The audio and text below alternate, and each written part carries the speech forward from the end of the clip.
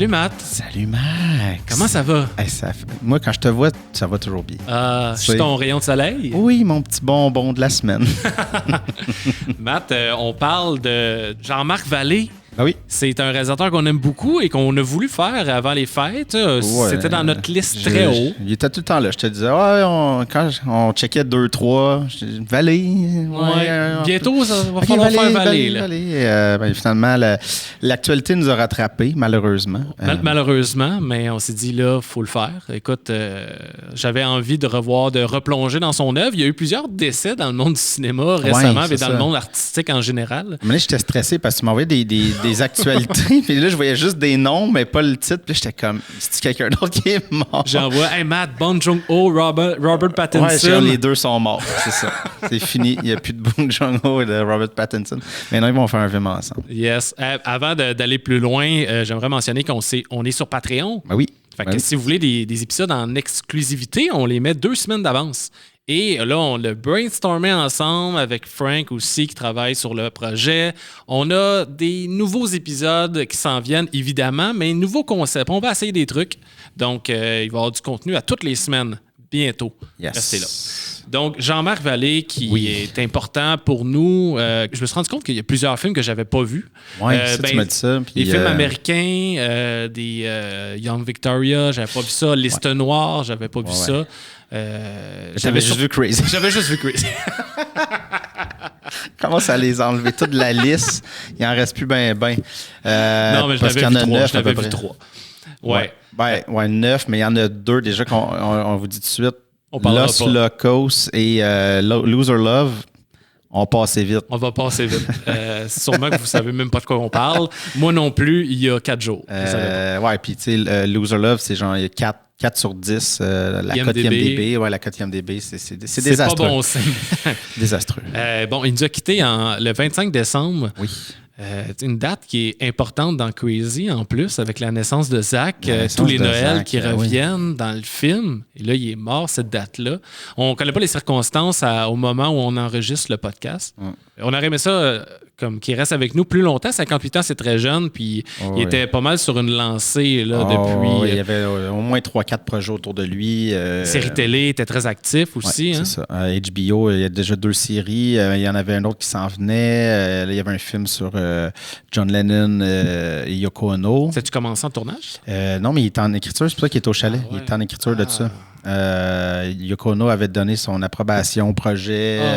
Tout était parti. Puis il y avait deux autres projets. Il voulait revenir au Québec en faire un. Il y en avait un en France. En tout cas, c'est ça. Il y avait bien des choses autour de lui, malheureusement, qui ne verront pas le jour. Puis on envoie nos condoléances à la famille, nos humbles condoléances. Mais on est là pour, en fait, célébrer son œuvre. Ouais. Et c'est spécial parce que, puis je vais peut-être devancer des affaires, mais moi, un des trucs que je trouve qui revient dans on va dire dans le core de son cinéma, là. On va évacuer des films. Il y en a qui ne fêtent pas. Là, les deux que j'ai nommés tantôt américains, ça, on les tasse tout de suite. Il y en a une couple qui fait moins, mettons Young Victoria, on expliquera pourquoi aussi, mais souvent, il y a l'idée du deuil. Ouais. Dans tous ces films, pas nécessairement de la mort, mais des fois le deuil de l'identité, d'une quête de quelque chose, de dire au revoir à un parti de nous pour faire place à autre chose, comme dans Wild. Tu sais, le deuil est toujours là. Je trouvais ça comme drôle de le mentionner parce qu'on est en deuil de lui maintenant, mais son œuvre a tout le temps été là-dessus. Tout le temps quelqu'un qui doit surmonter quelque chose et laisser derrière lui...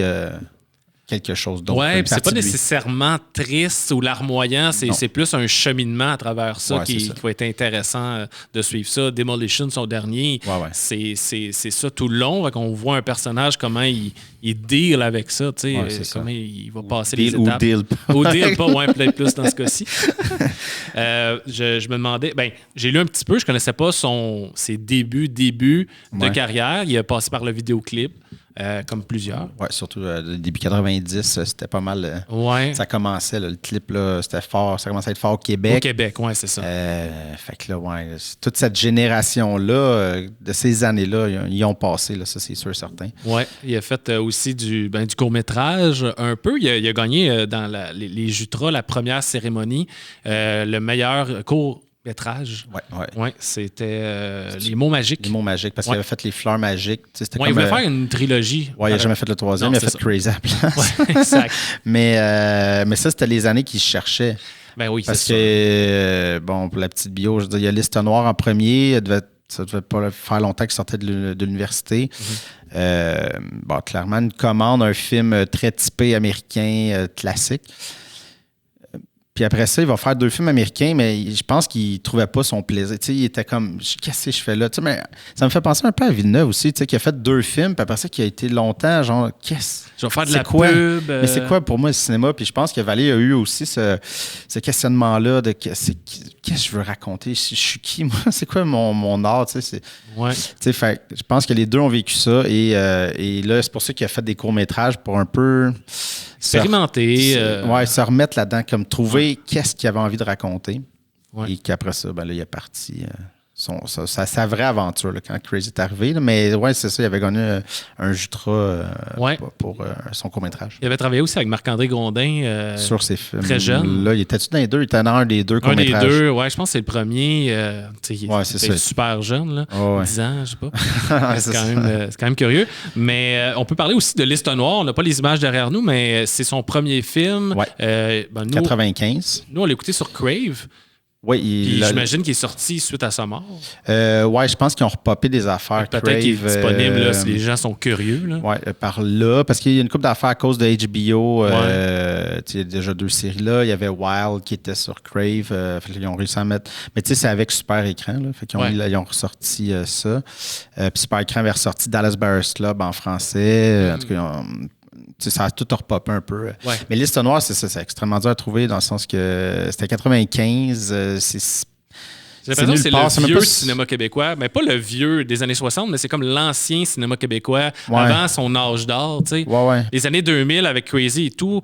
Depuis ce temps-là, j'ai l'impression que le cinéma est plus intéressant, plus unique. Et évidemment, il y a eu les débuts du cinéma québécois est bouillonnant aussi de talent et de révolution. Là. Mais les années 90, c'était mollo pas mal, le cinéma québécois. Donc, les débuts 90, je pense qu'il y a eu une espèce de... Il y a eu Léolo, il y a des films qui ont passé à l'histoire, mais c'était... Mais dans l'ensemble, ça marchait pas tant. Là, je pense que c'était une volonté, clairement...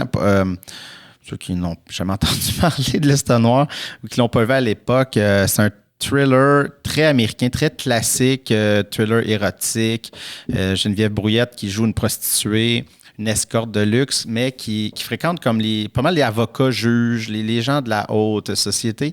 Et là, elle se fait arrêter, son procès, puis là, elle est fâchée parce que là, elle se fait un peu coincer là-dedans, puis elle dit « fuck off, moi j'ai une liste de clients, puis elle pitch au juge qui est joué par Michel Côté. Puis elle dit, je vais toutes les sortir, Et là, commence un thriller, il y a des morts, il y a des affaires. C'est très classique film hollywoodien. Je pense que c'est ça. Il y avait une volonté peut-être dans ce là d'essayer de faire un film comme les Américains. Mm-hmm. Dans l'ensemble, je pense que ça fonctionne. Oui. Je me rappelle l'avoir vu, pas nécessairement quand ça sortit, j'avais 10 ans, là, mais assez jeune. J'avais eu un bon souvenir à l'époque. J'avais eu un genre, c'était un bon thriller, mais j'étais jeune. Je pense que ça a mal vieilli. Oui, définitivement. Ça a bien scoré au box-office à l'époque. Oui, c'est ça, parce que c'est ça, il y avait quand même une volonté. Ça reste divertissant, thriller, c'est qui? Michel Côté. Gros rôle, gros acteurs connus. Puis, tu sais, un genre de film, c'est qui le méchant? Fait que, tu sais, il y a quelque chose qu'on fait pas aussi souvent au cinéma québécois. Donc, je pense que ça a attiré une attention. Puis, on est quoi, 2 ans avant les Boys? Tu sais, fait on sentait, il y avait comme une volonté. Là. Après les Boys, je pense que c'est là que ça a reparti. Il y a comme un genre de OK, au Québec, on fait des affaires. C'est peut-être les Boys, un peu plus l'élément déclencheur. Moi, je pense que oui. Avec les. Oui, c'est ça. Puis après ça, c'est ça, les jeunes, là, après ça, qui poussaient dans le tas, mais il y a quand même tu sais, les Boys ont ramené un spotlight sur le cinéma québécois. Tu sais, puis Liste Noire était là un peu avant, vers comme OK, on peut faire du divertissement. Mais... Ouais. Fait que, mais tu sais, c'est ça. Ça a mal vieilli. C'est pas nécessairement Écoute, pitchez-vous pas pour l'écouter. Non. Mais c'est plus comme une manière anthropologique. Là, une espèce de... On va aller voir ce qui se faisait en 95. Si vous avez tout vu les films de Vallée, voir un peu d'où il vient, mais... Vous n'allez pas nécessairement reconnaître sa touche. Là, c'est scénarisé par Sylvain Guy, qui a fait Louis Cyr et Mafia Inc. Mais là, c'était son premier film. Okay. Moi, je trouve qu'il y a beaucoup de lacunes de scénario. C'est peut-être le plus gros point faible du film. Fait que, bon, un premier film pour plusieurs des artisans de cette production-là. Okay. Donc, ils s'en sortent bien malgré tout, mais ça n'a pas passé le temps. Et la musique aussi. Là, je sais pas si tu l'as écouté. Ouais, j'ai écouté. C'était des scènes d'action, puis la musique est comme bubbly, un peu clownesque. Sax. C'est ça. C'est cartoon, c'est très bizarre. C'est super prévisible, pas très... En tout cas. Mais on ne s'étalera pas là-dessus nécessairement. Non. Comme tu dis, les deux films qu'on parle pas, c'est des films que je savais même pas qu'il avait fait. Il est allé à Los Angeles après. Ouais, c'est ça. Tu sais, il avait fait un film à l'américaine. Puis je sais pas comment est arrivé, tu sais, c'est lui qui est parti, as-tu des appels, ou peu importe. Mais moi, l'affaire, c'est que Los Locos, là, 1937, Mario Van Peebles, je me rappelle la cassette jaune-orange. T'es le seul qui s'en rappelle. Ah oui, mais je me rappelle. Non, mais je me rappelle pas du film. Okay. Mais clairement, je l'ai loué parce que je louais tout. À 12-13 ans, là, je jouais tous les films. Mais je me rappelle de voir la boîte au dépanneur Sainte-Martine. La grosse face jaune-orange de Mario Van Peebles. Western, pas clair. Ouais, mais ça, je l'ai pas. Ça. On les a pas réécoutés. Ça, et Loser Love, que je... Dur à trouver, en fait. Ouais, non, c'est ça. Pas, sur YouTube, en mauvaise qualité, peut-être. D'après moi, le distributeur n'existe plus. Puis les droits sont comme... On sait pas sont où ces cassettes-là. On va surtout s'intéresser à Crazy 2005. Ouais. C'est un film... que même malgré son exil aux États-Unis, il planchait sur le scénario. Ça lui a pris 5 ans à l'écrire, co-scénarisé avec François Boulet, que c'est son histoire à lui. Oui, c'est ça. C'est un film on est chanceux quand même de faire le podcast puis de pouvoir le revoir parce qu'il y a 2 ans, mais il y a 1 an, c'était pas possible. Non, c'est ça. On a le DVD à la maison. Moi, j'ai le DVD, là, mais c'est ça. Ça, c'est le gros problème du cinéma québécois, c'est de remettre la main sur des films. Et puis là, tu dis Crazy, c'est un des gros succès. 6 millions au box-office. Avec 13 Jutras. Le monde... 14, oui. Même 14. Ouais, plus un billet d'or. Ah, c'est le billet d'or, je n'ai pas compté de bon, c'est ça. Mais c'est ça, fait que, tu sais. Puis là, je veux le louer. Même le louer, tu sais. Mais le louer en ligne, tu pouvais pas. Non, c'est ça, il n'existe pas. Puis des clubs vidéo, il en reste 4 au Québec, là. Ouais, il y en a un proche chez vous, t'es chanceux. Mais là, c'est aussi... le monde n'a plus de DVD, là, puis en tout cas, ça, c'est un autre problème. Mais, ouais, ça, c'est... Écoute, mais ça, le monde sur ma tannée de m'entendre, là, mais c'est de la folie qu'on puisse pas mettre la main sur des films qu'en plus, on finance, tu sais, de la société, puis après ça, on veut les voir... Même leur payer. Mais non, on ne peut pas. OK. Mais dans ce cas-ci, c'était absent pendant 5 ans sur les plateformes à cause des droits d'auteur. Des droits d'auteur musicaux, la bande qui représente 10% du budget pour avoir des tunes de Pink Floyd, Rolling Stone, David Bowie et compagnie. Il y avait une entente de 10 ans. Donc, en 2015, paf, ça a été arrêté. Le film ne peut plus être... peut plus circuler, on va dire ça de même. Et ça a été un gros travail de 5 ans pour remettre la main, aller chercher, je pense que c'est 25 chansons.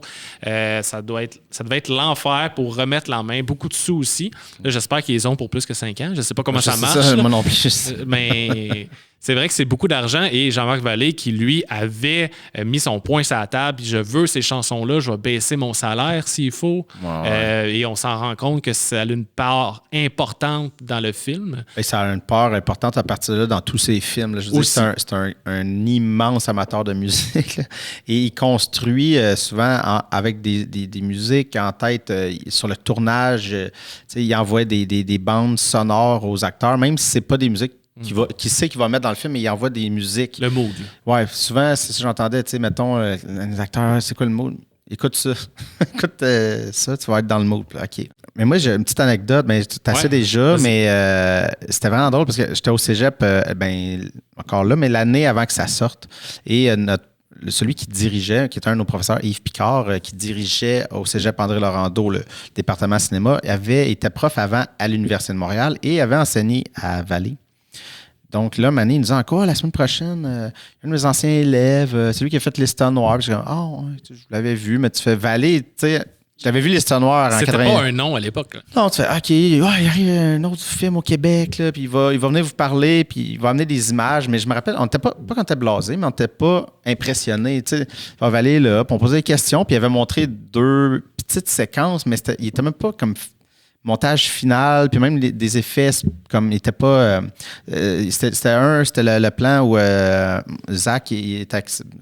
Pas un scooter, même une mobilette, peu importe. Là, puis il passe les lumières en priant, puis en disant si je passe, je vais être guéri, je ne sais pas trop quoi. Ouais. Puis il se fait frapper un char, mais cette séquence-là était comme pas. Il manquait un peu de finition d'effets spéciaux parce qu'il y a comme un montage, parce qu'on voit sa face puis le background. Là, mais fait que ça, c'était comme pas fini. Fait que c'était juste, on voyait juste le gars, il part en mobilette, se fait frapper. On est comme OK, bravo. On comprenait pas le film zéro, là, puis c'était vraiment weird qu'ils montrent ça, OK. Mais c'était vraiment weird. Après, le film sort, la patente, on fait what the fuck? On n'avait aucune attente. On savait pas que ça allait être ça. Mm-hmm. Puis, tu sais, pour rappeler un peu aux gens, je sais pas si tu t'en rappelles, en fait, quand ça a sorti, le box-office augmentait de semaine en semaine. Tu sais, c'est que ça a parti très petit. Mm-hmm. Puis à chaque semaine, il augmentait le box-office, qui d'habitude, c'est l'inverse. C'est l'inverse. D'habitude, au deuxième week-end, ça tombe à peu près de moitié. Puis après ça, c'est des 30% chaque semaine. Mais là, ça augmentait. Le mot se passait, les critiques. C'est du bouche-oreille, peu.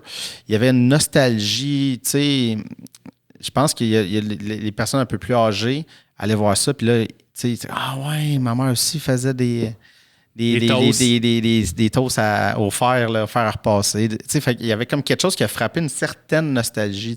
Ça allait chercher plusieurs générations aussi, parce que même si ça parle des années 60-70, puis que nous, on ne l'a pas vécu, en tant que jeune de 20 ans à l'époque, c'est un film ultra dynamique, coloré, plein de musique, des acteurs connus. Fait que c'est intriguant aussi, alors que d'autres ont été plus intrigués par le côté historique, culturel, québécois de leur enfance, ou pour plusieurs raisons. Ouais. Je sais pas, je voulais aller là tout de suite, là, mais on va aller là tout de suite. Ouais, là, mais c'est drôle parce que je suis tombé sur, en fouillant un peu, en 2019, il est allé au Festival Cinéma International en Abitibi-Témiscamingue. D'après moi, il y avait pas une classe de maître, mais une espèce de question-réponse avec le public, puis il y avait un animateur. Puis j'ai une quote un peu de lui, là, je l'ai tronqué là, parce que c'était long, mais il s'est mis à parler de Crazy, puis il a dit « Aujourd'hui, je trouve le film too much. On y voit un réalisateur qui cherche trop à épater. Le contenu est tellement touchant que tu oublies les maladresses du réal, show-off. Il y a tellement de mouvements de caméra qui n'ont pas d'affaire là. Quand les interprètes sont bons, tu as juste à les filmer tranquillement. Mais non, tu veux montrer que tu peux faire des shots à la Scorsese. » Il se parlait un peu à lui-même. Il se juge parce que quand tu regardes Crazy et la suite... Après, mettons, à partir de Café de Flore, il n'y avait pas encore son style qu'il y avait officiellement après. Là. Il était encore très classique dans sa caméra, très stable, des shots aériennes. Il bouge avec la fumée de Zach. Ouais. Il n'était pas encore dans son « OK, je peins la caméra épaule, puis on y va plus... » Mais il s'est trouvé dans ses 3 derniers films. À partir de Café de Flore, je te dis. OK, ouais. À partir de Café de Flore, là, il a parti sa nouvelle démarche. Mais tu vois, c'est drôle, il y a comme... Je voulais show off, mais je pense qu'il y avait de quoi à prouver, tu sais. Oui. Avec l'histoire de son ami qui se livre son histoire personnelle. Fait que je pense qu'il était comme faux. Tu sais, là, il drivait à patente, tu sais. Fait que... Moi, je vais te relancer avec une autre quote qui a dit aussi. C'est drôle parce que ça répond à ça. Il disait qu'il ne faut pas mettre le réalisateur devant l'œuvre. Ouais. C'est sûrement ce qu'il n'a pas fait avec Crazy, mais pour notre bonheur à nous, en tout cas du mien, parce que oui, je comprends qu'est-ce qu'il veut dire, mais c'est pas un défaut. Non. C'est juste wow, puis ça fait du bien, puis ça sonne audacieux ou... quelqu'un en plein contrôle de ses moyens qui veut vraiment prouver, mais c'est correct. Puis il parlait de Scorsese, c'est vrai qu'on a l'impression de voir un Goodfellas québécois. Ouais. Pas dans le Goodfellas de la bonne famille moyenne. Oui, c'est ça. Pas celle qui a mal viré. Mais c'est ça qui est le fun quand même, parce que ça marche bien. C'est 2h15 comme film environ. J'ai pas le timing. Mais ça coule. Il n'y a pas de temps mort. Ça a un rythme fou. Ça se calme par moments parce que tu as des scènes clés, des scènes importantes au mariage de son frère, dans la pluie. Là, ça se calme un peu. Après ça repart. Les musiques, ça ne te donne pas de break, mais c'est divertissant du début à la fin. Puis l'émotion, elle transgresse quand même le montage. Oui. C'est ça. Mais je pense je comprends ce qu'il a voulu dire. Là. C'est parce que comme son style a évolué, je pense que là, il le regarde en disant si je faisais Crazy aujourd'hui, je pense qu'il a l'impression qu'il serait capable de le rendre encore plus touchant, malgré qu'on est extrêmement touché. Il y a une magie aussi qui sort de ce film-là. Tu sais, l'espèce de truc que tu n'arrives pas à expliquer. T'écoutes le film part, puis t'es comme happé, t'es comme genre, quand on rentre dans quelque chose. L'utilisation un peu de son imaginaire, de moments un peu, c'est dans ses rêves, là, juste à l'église, le fait qu'il lève dans les airs, c'est des petits moments, mais qui t'amènent dans une espèce de mood. C'est comme, il utilise un peu, mettons, la magie, dans Amélie Poulain, mais tourné down, là, on s'entend, c'est pas la patente de Journey, là, comme over the top, mais il y a quelque chose de, c'est hyper réaliste. J'ai un petit moment de quelque chose, la chorale qui chante pour Zach, puis le Zach lève dans l'église, là, ça revient. Dès le début, il y a des plans, tu vois, mettons, la face à Michel Côté en réflexion dans une boule de Noël quand il apprend que sa femme a crevé ses os. Après ça, tu as le bébé qui est échappé par terre. Tu as vraiment des wow tout de suite. Ça fait 2 minutes, c'est commencé. Puis après ça, l'église, le rêve éveillé. Tu fais comme... OK, wow! Hey, si c'est ça pendant 2h30, on va capoter. Et c'est ça pendant 2h30. Oui, exactement. C'est malade, c'est écœurant. Le petit gars qui est Émile Vallée, son fils. Oui, il a joué dans... Oui, il a joué dans Café de Flore. Café de Flore. Et là, je d'avance un peu, mais il était monteur sur Sharp Objects.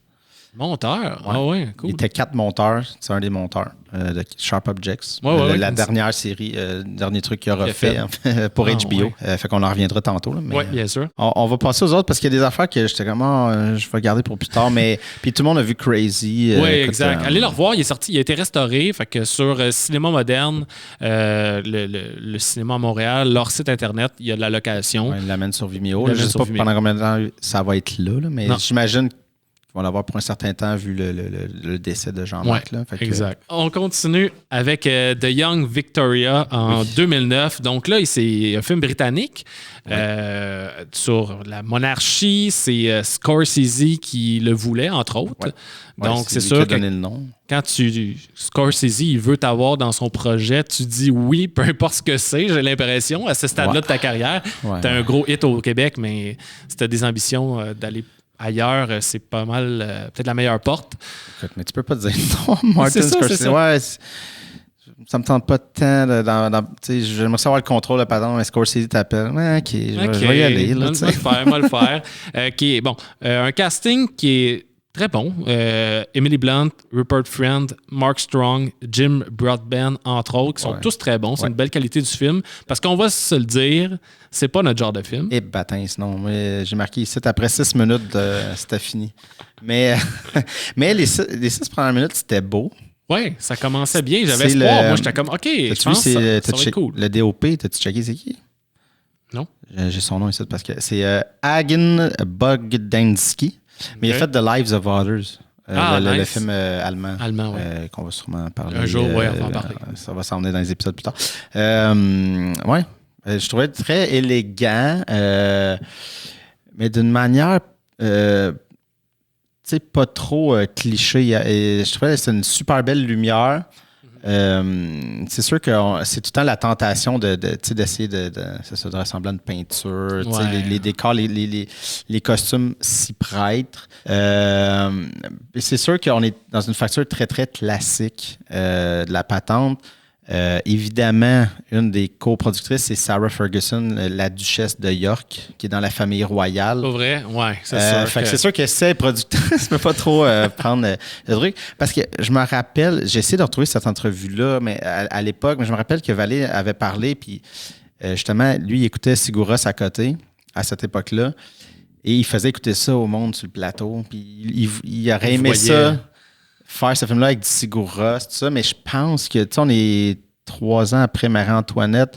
Je pense qu'il y avait aussi une volonté d'essayer de pas trop essayer d'être de jouer avec les styles et la temporalité de la patente, là, comme Marie-Antoinette a fait, et ils se sont fait taper sa tête. Je pense qu'il y avait une volonté sur la prod, on va garder ça plus safe, là. Mais tu sais, en même temps, Sigura, il y avait quelque chose de langoureux. Oui, ça aurait fité. Je pense parce qu'ils ont été avec de la musique classique, mais ça aurait fité, tu sais, d'une certaine façon. On sent qu'il aurait peut-être voulu...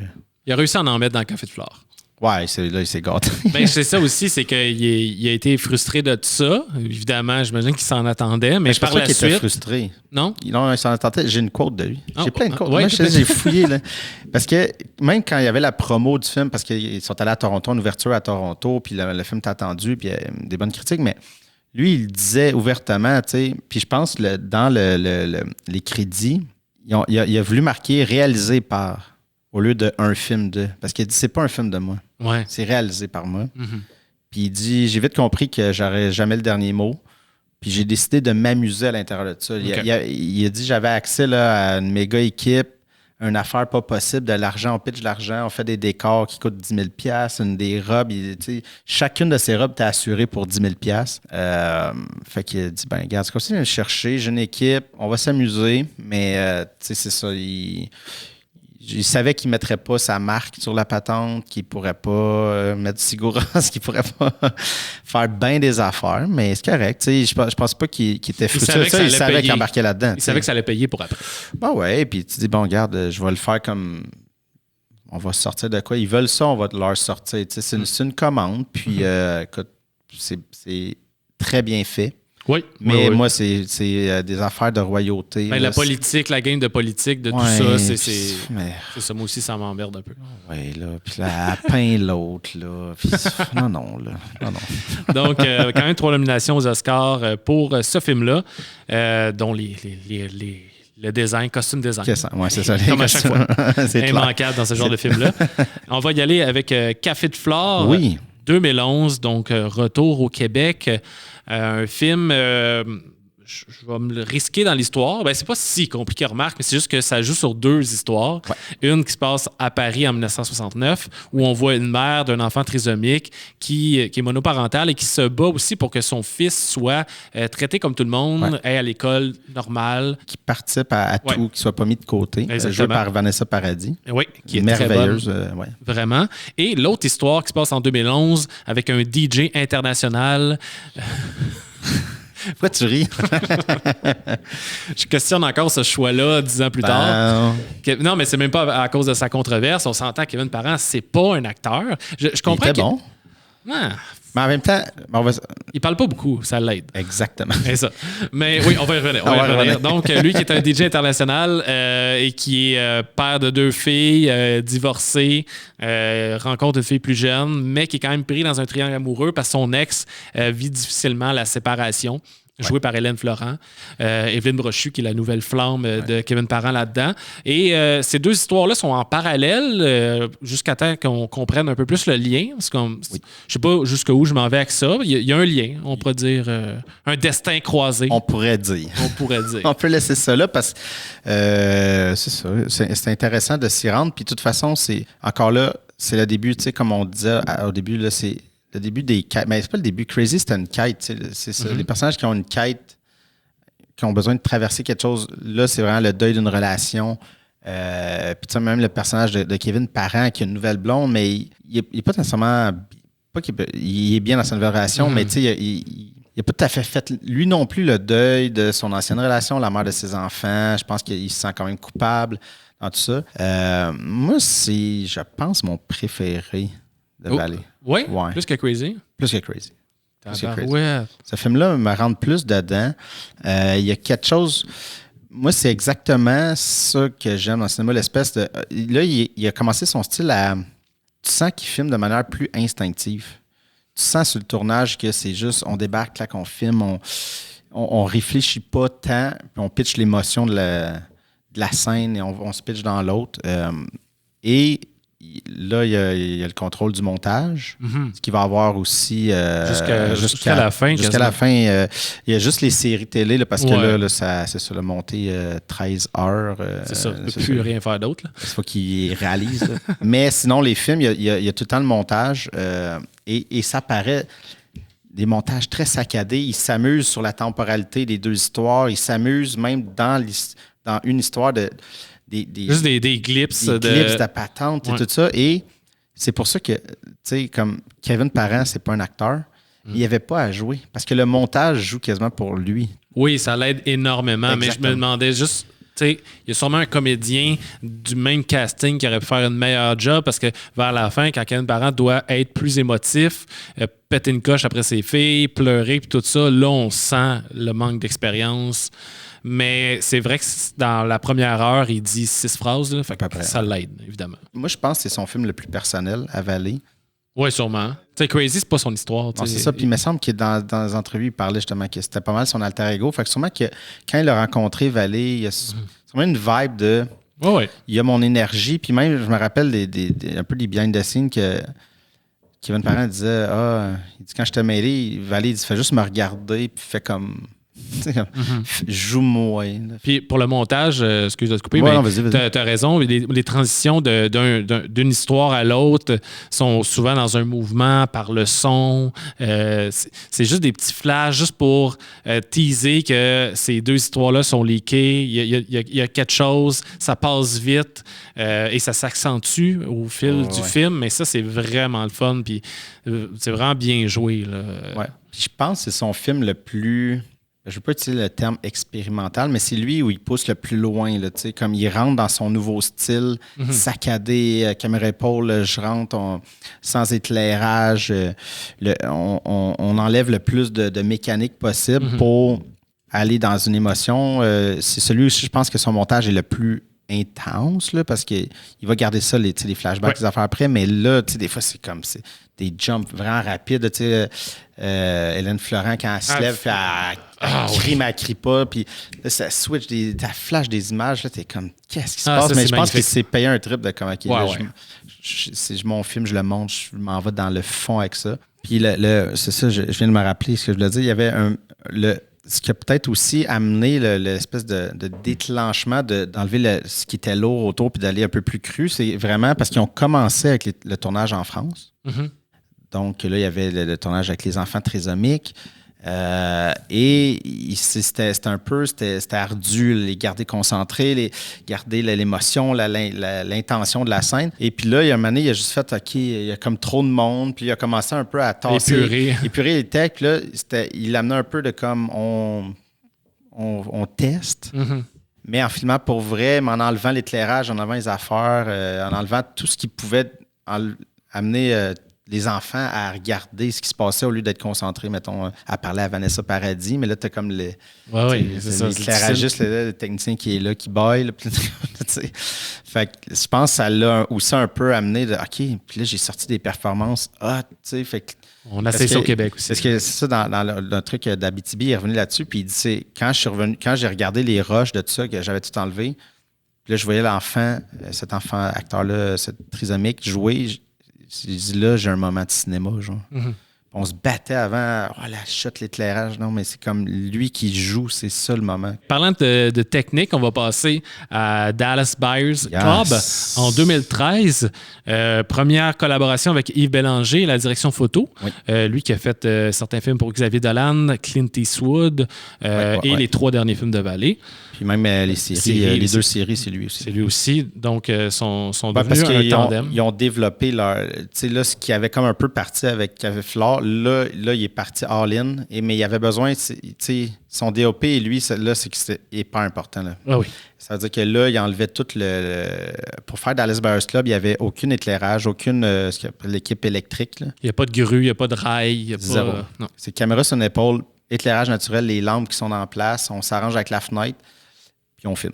Fait que là, il faut que ton DOP, il faut qu'il y ait une confiance, là, parce que tu peux pas faire de trucs genre on va mettre une lumière là, ça va être beau. Non, c'est comme faut que ce soit beau, mais il n'y a rien qui rend ça beau de base. Fait que, ouais, assez intense. Un film de 5 millions qui est moins que Café de Flore, mais là, on est au States. T'as Matthew McConaughey, t'as Jared Leto, Jennifer Garner. C'est une autre game. Puis 5 millions aux États-Unis, c'est rien. Là. Je sais pas si tu savais l'historique un peu, là, mais ce film-là, ça faisait au moins 15 à 20 ans que les producteurs avaient le scénario. Scénario et ils essaient de trouver du monde. Du monde qui ont été attachés à ça. Là, Brad Pitt, il y a plein d'acteurs, plein de réals qui ont été attachés à ça. Puis le projet ne se faisait jamais parce qu'il n'arrivait jamais à avoir assez d'argent. Mais ça a pris un Québécois qui est habitué de filmer avec rien. Mais il les a rencontrés, puis il savait que ça faisait 20 ans qu'il voulait le faire. Fait que là, il leur a dit, garde, ça peut se faire. Mais ça va se faire à ma manière. Puis je vais amener ma gang. Fait que là, il a amené pas juste Yves Bélanger, mais il a amené plein de Québécois. Ouais. Puis il leur a dit, ça va rouler. 24 jours de tournage. 24 jours, c'est ça. Mais au Québec, on est habitué d'avoir des 28, 32. Oui, c'est ça. Fait que c'était comme mon film. Je sais pas si tu as remarqué, mais il n'y a pas beaucoup de close-up. Dans les autres, il allait des fois chercher. Dans Café de Flore, il y a des... Mais il est tout le temps un peu plus loin. Oui. Parce qu'il avait dit qu'il avait été aussi impressionné. Il y avait aussi l'idée de, comme on arrive, on débarque, il n'y a pas de storyboard, on filme. Mais il avait dit qu'il avait été très impressionné par Matthew McConaughey et Jared Leto, entre autres, par leur physicalité. Tu sais, c'est pas nécessairement qu'ils bougent, mais il dit ils m'ont comme stressé par... comme ils sont imposants. Là. Ouais. Puis là, il était là, puis là, il était comme, OK, j'avais comme peur de m'approcher. Fait que j'étais comme, il dit, il y avait comme un genre de combat. Tu sais, eux, ils donnaient, moi, je filmais, mais il y avait quelque chose, il y avait un duel qui se passait là, puis il a dit, OK, moi, je me recule, puis je vous laisse faire votre affaire, là, tu sais, je vous laisse vivre là-dedans. Là. Fait que c'est ça, il a essayé d'éviter un peu les close-up là-dedans. Ouais, il va large, puis souvent, c'est beaucoup des plans qui sont le point de vue d'un personnage, sans nécessairement être un point subjectif là, de, OK, la caméra tourne au même rythme que la tête, mais c'est juste, la perception de quelqu'un, de ce qu'on voit. Ça, c'est très récurrent à partir de ce moment-là. Oui, exactement. Écoute, c'est un bon film. On n'a même pas parlé du scénario, mais c'est quand même connu, fait qu'on est allé vite, mais vite, c'est un fait vécu, en fait, d'un gars de rodéo très... c'est au Texas. Là, ouais, c'est ça. Là. Très macho, très... un redneck, là. Très homophobe. Très homophobe, qui est électricien, puis qu'il va contracter le VIH, dans le fond. Alors, il veut se faire soigner, mais ça parle aussi d'un médicament qui va arriver sur le marché, mais c'est une grosse... Il est en test, mais ça aide pas vraiment, puis ça va faire vraiment beaucoup d'argent, alors que lui va aller faire ses propres recherches, va se rendre jusqu'au Mexique pour avoir des médicaments, va s'ouvrir un Buyers Club. Donc... un cartel de médicaments. Là. C'était un club. Tu payais ton droit au club, puis les médicaments, tu les avais gratis. C'est ça, c'est ça. Tu n'achetais pas le médicament. Directement. Vraiment un bon film. Oui, très bon film. Puis l'image est plus gritty, évidemment. Il éclairait moins. Fait que ça a vraiment un look. Tu sais, oui, Café de Flore, il avait déjà commencé avec sa caméra plus mobile puis plus lousse. Mais là, c'est ça 100%. Puis ça fonctionne vraiment bien. Ça s'est ramassé aux Oscars. Puis c'est beau dans son imperfection, évidemment, parce que c'est pas esthétiquement beau, mais ça fit avec l'histoire. Lui, c'est l'histoire. Puis pour lui, l'affaire qui drive l'histoire, c'est les acteurs. Comme il disait, moi... Je suis plus comme quelqu'un qui vient capter. Il voulait plus comme être réalisateur. Il arrivait, on a trouvé un lieu, mes acteurs, qu'est-ce que vous faites? Il n'y a pas de marquateur, il n'y a pas rien. Puis il aimait ça, évidemment. Il se sentait plus comme au théâtre. Il était plus libre, puis c'était moins lourd. 360 parce qu'il n'y a pas d'équipe. Fait que si l'acteur partait, il suivait. On va te suivre. On part, on y va. Et là, Matthew McConaughey et Jared Leto se sont mérités un Oscar chacun. Oui. Donc, ça a porté ses fruits. Mérité. Hein? Mérité, oui, bien sûr. On va poursuivre avec Wild en 2014, un film produit par Reese Witherspoon. Oui. Okay. Qui joue le personnage principal. Là, c'est une fille qui... Notre histoire vraie. Notre histoire vraie, oui, effectivement. Quelqu'un qui fait du hiking aux États-Unis, qui suit, là, je me suis noté Pacific Crest Trail. Oui, c'est ça. Elle, c'est quasiment 100 jours là, de randonnée, backpack. Un petit peu moins, mais je ne me rappelle plus. Évidemment, ça nous rappelle Into the Wild. Ça nous rappelle 127 heures aussi. Et tout ça dans le même 10 ans. Donc, moi, je me disais, OK, c'est sûr que j'ai déjà vu ce genre de film-là, si on peut appeler ça quasiment un genre. Le genre plein air. Le genre plein air. Non, mais tu sais, avec des back and forth dans le temps, parce que la personne est seule. Fait que, tu sais, à un moment donné, pour meubler un peu le temps, elle peut se parler tout seul, il peut avoir une voix interne, mais d'avoir des flashbacks du passé pour expliquer qu'est-ce qui l'a mené à faire ça, pourquoi elle fait ça. Parce que ça reste un livre, dans le sens que c'est quelqu'un qui raconte le fait de, bon, je suis allé marcher parce que ma vie est ta. Fait que dans le livre, c'est super facile de... pendant que je marchais, pendant que j'étais rendu à telle vallée, là, je pensais à ma mère, puis telle affaire, puis là, c'est facile, tu sais. Au cinéma, c'est sûr que c'est tout le temps risqué. Quelqu'un marche seul, va faire une narration, on va avoir des flashbacks, mais tu sais, Vallée, c'est ce qu'il fait là, depuis un bout, là, les flashbacks, puis contrôler ce puis même, je trouve qu'il a raffiné la manière des fois d'amener quasiment là, à des 5 frames, là, clac, clic, clic, clac, subliminal. On revient, puis il nous rentre des images que au début, c'est un flash. Tu sais pas ça réfère à quoi? Tu sais pas ça réfère à quoi. On voit la mer, un flash, t'es en cuisine, clac, OK. Mais plus tard, ça revient. au lit, ça fait tac, du feu, whatever. Puis des fois, ça revient pas, mais ça fait juste t'imprégner d'une émotion. Ouais. Au lieu, potentiellement, dans le livre, c'est vraiment, ah ouais, là, tu sais, je trompais mon mari, puis là, mais là, pas besoin. Tu sais qu'elle marche, tu sais qu'elle a 10 000 démons à régler. Fait que je pense que t'es encore plus hâte de, tu sais, des fois, c'est un peu le même, ton cerveau fonctionne, tu marches, t'as juste un flash de quelque chose que t'as fait qui t'a brusqué, ou quelqu'un t'a fait, tu sais. Je trouvais ça intéressant, juste. Oui, c'était bien. C'était très bien. Le montage, comme tu dis, c'est sa force, je trouve. Et là, là-dedans, est super bien utilisé. Ça a fonctionné avec le scénario, tu sais. Je trouve ça le fun aussi de voir. Ben là, c'est un personnage féminin aussi qui fait cette ride-là, contrairement aux autres films que j'ai mentionnés. Puis il y en a sûrement plein d'autres que j'ai pas vus. Mais à chaque fois qu'elle rencontre des hommes, c'est tout le temps des hommes qu'elle rencontre, ou une femme à un moment donné, mais. Tout un stress, exactement. Parce que des fois, elle a raison de stresser. Des fois, c'est juste une idée préconçue qu'elle a, puis finalement, ça se passe bien. Puis des fois, c'est l'inverse. Elle est un peu, OK, ça va bien aller. Puis elle regrette un peu d'avoir engendré la conversation. Puis, tu sais, parce qu'il y a du monde trash qu'elle rencontre. Puis la manière qu'elle est vue, parce que c'est vrai qu'il y a peu de femmes, j'imagine, qui faisaient ce genre de truc-là. Elle-même qui est surprise quand elle rencontre une autre fille qui fait du hiking, le même parcours. Donc, ça, je trouvais ça bon. Là. Ça amenait un certain suspense à cause de la masculinité toxique. Oui, exactement. L'autre truc, ils ont vraiment été dans ces endroits-là. Ouais. Puis ils ont vraiment fait marcher Reese Witherspoon. Là, elle devait être tannée. Hein? Oui, mais elle savait dans quoi s'embarquer. Puis, tu sais, ils sont allés chercher Vallée. Tu sais, elle, je veux dire aussi, elle essayait de péter son image. Elle essayait de...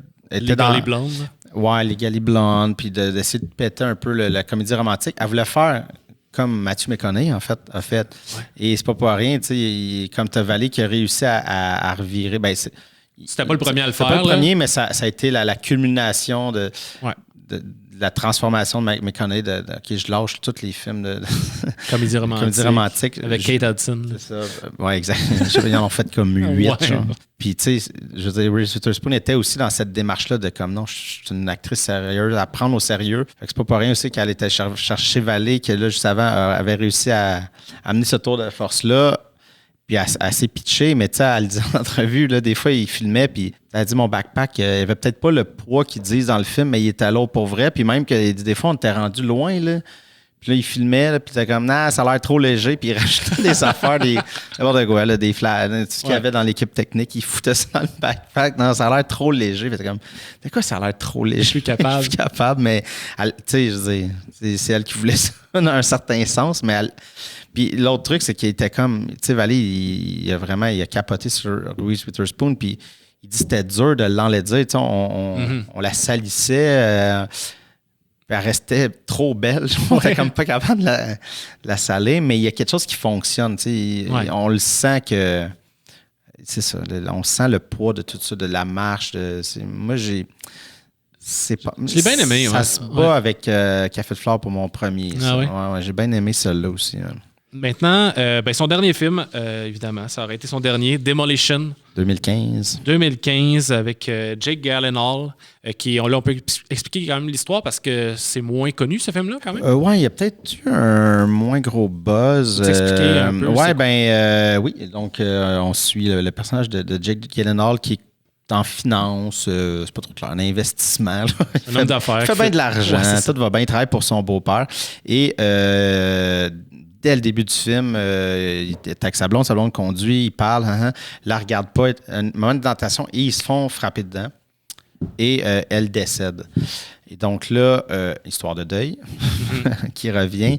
Il va faire le deuil, mais très rapidement, on voit qu'il y a quelque chose qui est très, très, très off. Snappé. Il est complètement perdu la sensation des émotions. Il est complètement déconnecté de toutes ses émotions et il a pas l'air de. Et le montage qui est quand même assez rapide, ça va vite de l'hôpital aux funérailles à patente, mais ça fait juste accentuer, là, ça coupe, il est aux funérailles, tout le monde en noir, tout le monde un peu penché à pleurer, puis lui a la tête comme haute. C'est comme, OK, ouais. Et c'est ça, donc lui, c'est sa quête un peu de. C'est comme pas clair, mais c'est une quête d'essayer de reconnecter à cette émotion, de comprendre un peu tout ça. Et tout le film Démolition, en fait, vient de son beau-père qui dit, quand quelque chose ne fonctionne plus, des fois, il faut le démonter pour comprendre le problème et le remonter. Mais lui, il va un peu littéralement. Le prendre au sens, au pied de la lettre. Il se met à tout péter autour de lui, mais mettons, le frigidaire ne marche plus, il le démonte. L'affaire, c'est qu'il ne le remonte pas, lui. Au début, mais c'est ça. C'est parce qu'au début, il fait juste démonter, mais il ne comprend pas ce qui ne marche pas. Fait qu'il laisse démonter. Et là, il y a des couches à ce film-là. Mais à un moment donné, je pense, moi, je l'aime bien, mais il y a quelque chose, c'est un jeu dangereux d'avoir un personnage comme complètement déconnecté des émotions. C'est que le film, tu sais, Vallée, il y a quand même, je pense, un humanisme dans ses films. Il y a un amour de ses personnages, un amour de ses acteurs.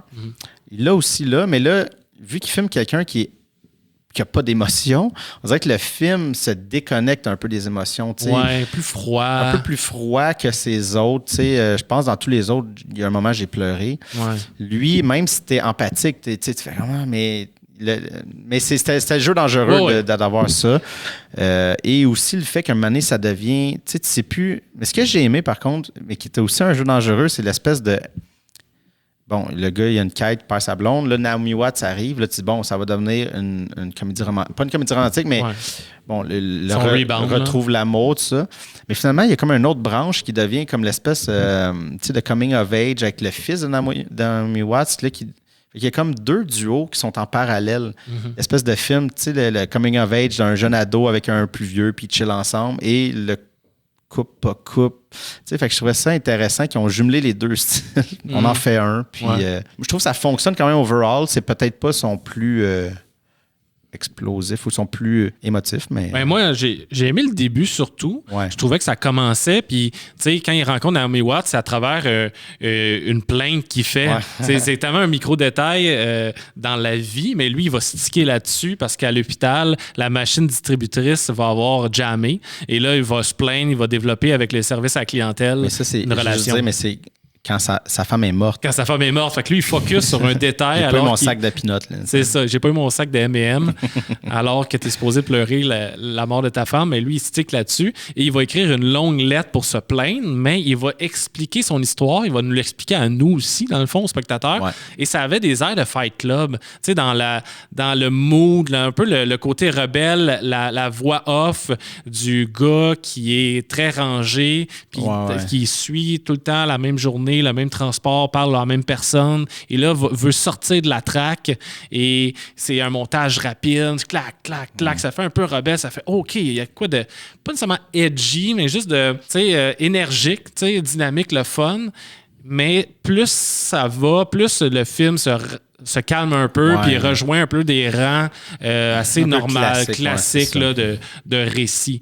Donc, il perd un peu ce sparkle, le fun-là qu'il y avait dans le début. Je suis d'accord avec toi. Mais je sais pas si tu as remarqué, mais moi, j'avais l'impression que c'est comme... Dans ce film-là, il y avait comme toutes les... pas les histoires, mais les thèmes de tous ces autres films.